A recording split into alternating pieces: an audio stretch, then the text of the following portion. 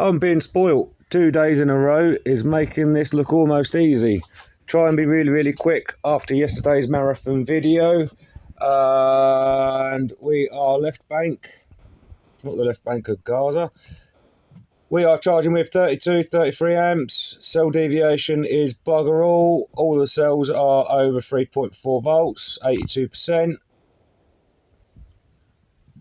The right bank,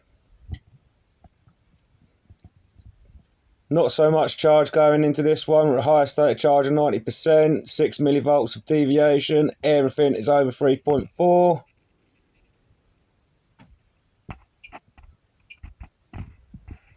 And Mini-Me is at 100%, slowing right down with the amount of amps that are going into it. Cell deviation is 8 millivolts. All the cells are over 3.4.